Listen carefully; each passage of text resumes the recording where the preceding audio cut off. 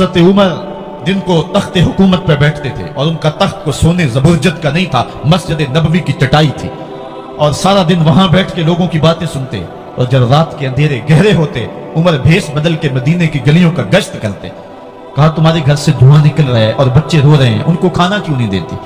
कहने लगी उमर की जान को रो रही। उमर के पोतले से जमीन निकल गई। कहा क्या हुआ? कहा 3 दिन से हमारे यहाँ खाने के लिए कुछ नहीं है, रोजाना बच्चे रोते हैं और मैं हंडिया के अंदर पत्थर डाल करके नीचे से आग डालती रहती हूँ कि बच्चे इंतजार कर करके सो जाएंगे, कम वक्त सो भी नहीं रहे और वो पत्थर पकेंगे भी क्या, और मैं उमर की जान को रो रही हूँ। हजरत उमर का कलेजा दहलने लगा। फौरन पलटे वापस बैतुल माल में आए, घी का एक कनस्तर लिया, आटे की बोरी ली, मिर्च मसाला जात बहुत कुछ उठाया, अपने कंधे पे रखा, बोरी अपनी कमर पे ला दी। उमर बैतुल माल से निकले तो आपके खादम असलम ने देख लिया, आगे बढ़ा, कहा मेरे आका मैं उठाता हूँ। उमर की आंखों में आंसू है। कहा असलम कयामत के दिन मेरा बोझ उठा लोगे? कहा कयामत के दिन तो अपना अपना बोझ उठाना पड़ेगा। कहा उमर को आज अपना ही उठाने दो। हजरत उमर वो घी का कनस्तर और वो आटे की बोरी सर पे उठाए हैं और उस खातून के घर जाते हैं और दस्तक देते हैं। वो जब देखती है उसकी जान में जान आ जाती है। कहा जल्दी जल्दी आटा गूंदो, और उमर सब्जी काटने लग जाते हैं।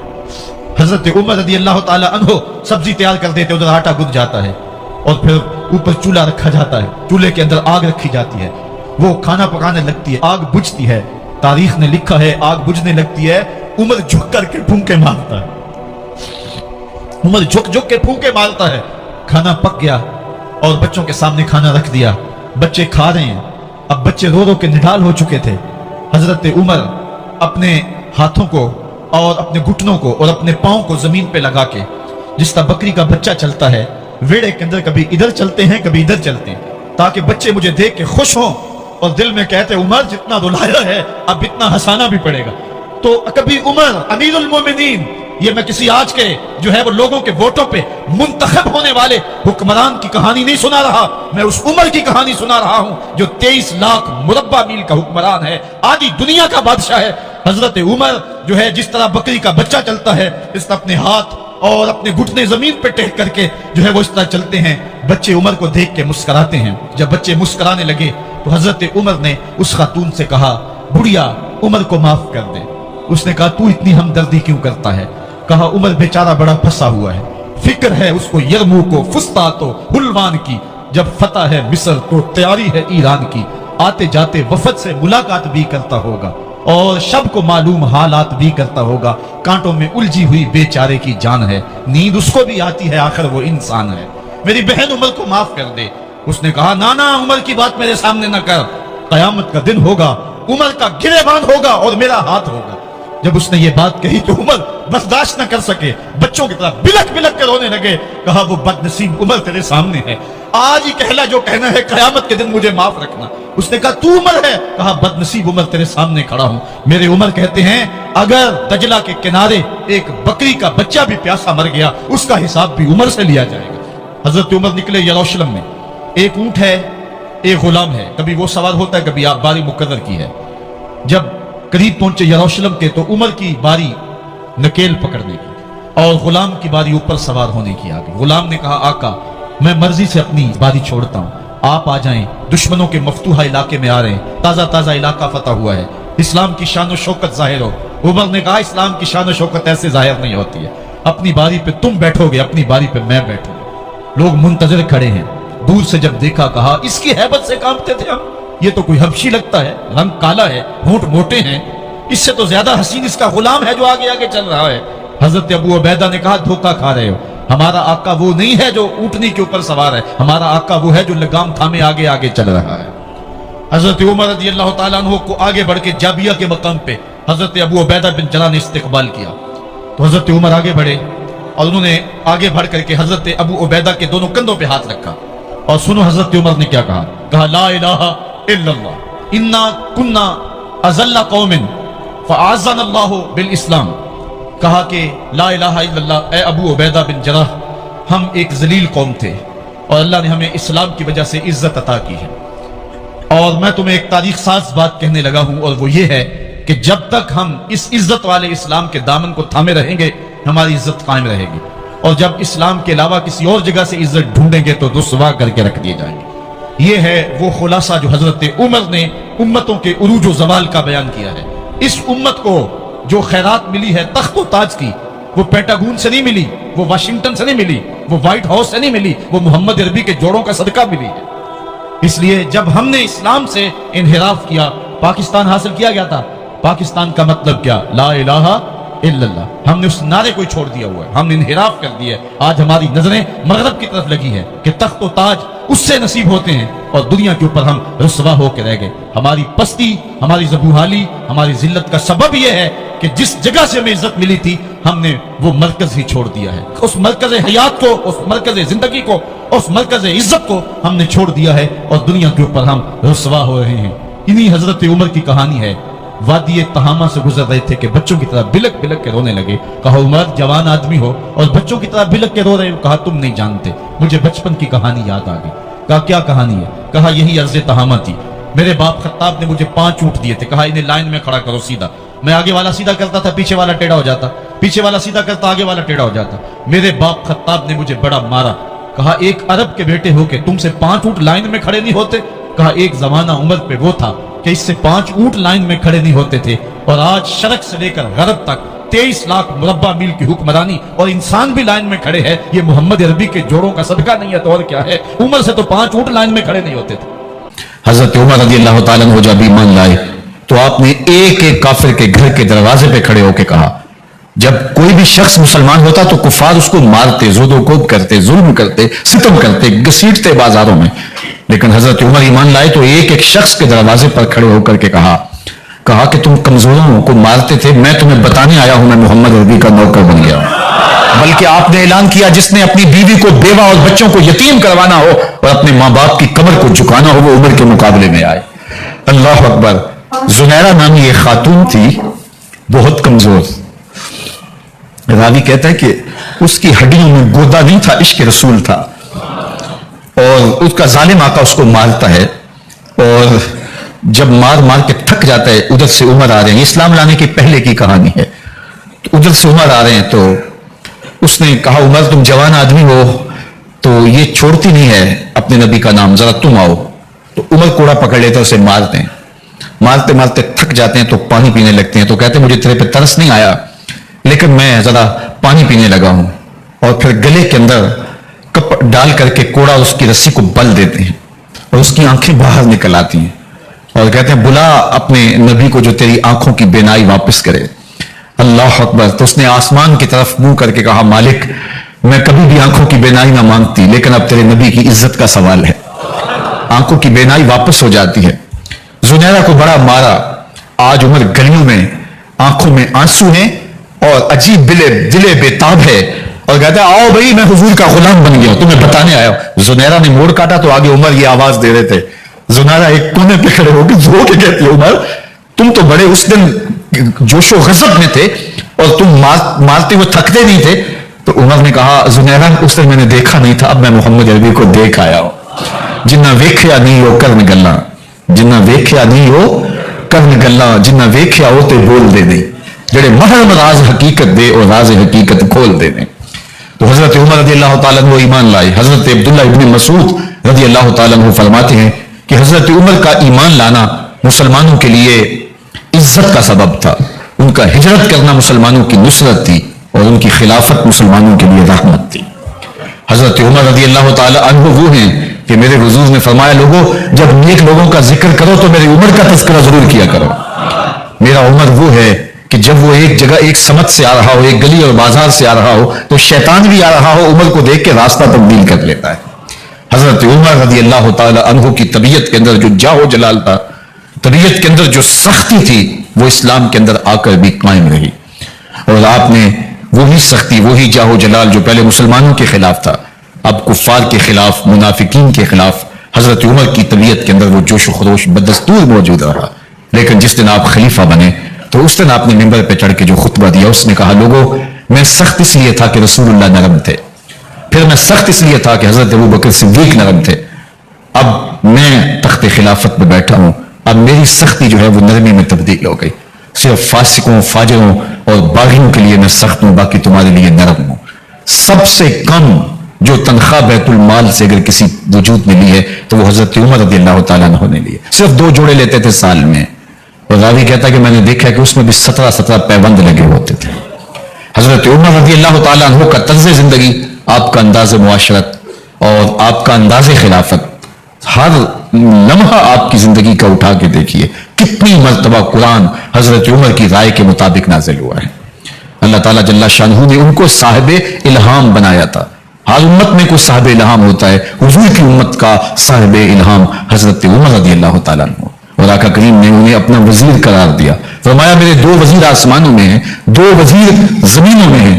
آسمانوں کے وزیر ابو جو ہے وہ جبرائیل اور میکائیل ہیں، اور زمین کے وزیر ابو بکر اور عمر ہیں رضی اللہ تعالی عنہما. تو اللہ تعالیٰ جل شانہ نے حضرت سیدنا صدیق اکبر کے بعد حضرت سیدنا عمر بن خطاب رضی اللہ تعالیٰ عنہ سے جو کام لیا، مختصر دور خلافت کے اندر 10 سال 6 ماہ 4 دن آپ نے خلافت فرمائی ہے. لیکن کہاں سے چلے اور یہاں مکران تک، بلوچستان کا حصہ ہے، یہاں تک آپ کے سلطنت کی حدود وسیع ہوئی. ادھر آرمینیا تک جا پہنچے، حمص فتح کیا، قادسیہ، یرموک. آپ ذرا دیکھیے کہ کہاں تک آپ کی فوجوں کے گھوڑے دوڑتے رہے. اور اللہ تعالیٰ جل شانہ نے ان کو جو توانائی، عدل و انصاف کی قوت عطا فرمائی. اللہ اکبر. جب زمین پہ عدل کیا ہو تو زمین بھی حکم مانتی ہے. اور حضرت عمر وہ تھے جن کا حکم ہوائیں بھی مانتی تھی، زمین بھی مانتی تھی، جن کا حکم جو ہے وہ آگ بھی تسلیم کرتی تھی اور دریا بھی ان کا حکم مانا کرتے تھے. مصر کے اندر رسم بد جاری تھی، یہ رسم بد جاری تھی کہ سال کے بعد 1-2 شیزہ کو زیورات پہنا کے اچھے لباس میں ملبوس کر کے دریا کی بھیڑ چڑھایا جاتا، اس کی قربانی دی جاتی، اس کا خون بہتا تو دریا چلتا. جب اسلام مسلمانوں نے مصر فتح کیا تو گورنر نے لکھا کہ اسلام تو اس طرح کی رسوم کی اجازت نہیں دیتا، لیکن خشک سالی ہے، لوگوں کی فصلیں ویران پڑی ہیں، تو حضرت کیا کیا جائے. تو حضرت عمر رضی اللہ تعالیٰ عنہ کو جب قاصد آ کے پیغام دیتا ہے تو کاغذ کے ٹکڑے پہ لکھتے ہیں بسم اللہ الرحمن الرحیم. مصر کے نیل کی جانب عمر کا خط لکھتے ہیں، اے نیل اگر تو اللہ کے حکم سے چلا کرتا ہے تو چل، ورنہ ہمیں تیرے چلنے کی کوئی حاجت نہیں ہے. اور قاصد کو کہا یہ خط لے جاؤ اور جا کے دریائے نیل میں پھینک دو. قاصد جا کے خط دریائے نیل میں پھینک دیتا ہے، پانی آتا ہے، ایسا دریائے نیل چلا 14 صدیاں ہوئی ہیں آج تک کبھی بند ہی نہیں ہوا. دریا حکم مانتے ہیں، آگ نکلتی ہے. لوگ حضرت عمر رضی اللہ تعالی عنہ کے پاس آئے، حضرت لاوا پھوٹا ہے، آگ نکل رہی ہے اور مدینے کی طرف بڑھ رہی ہے، اب کیا کیا جائے. فائر بریگیڈ تو زمانے میں تھی نہیں. عمر نے اپنی قمیض اتاری، جس قمیض پہ 17 پیبند لگے ہوئے تھے چمڑے کے، کہا یہ قمیض لے جاؤ، جدھر آگ بڑھ رہی ہے آگے ڈھالنا، آگ پیچھے بھاگ جائے گی. زلزلہ آتا ہے تو زمین پہ دوڑا مارتے ہیں، زمین رک جا، کیا عمر نے تیری چھاتی پہ عدل نہیں کیا ہے.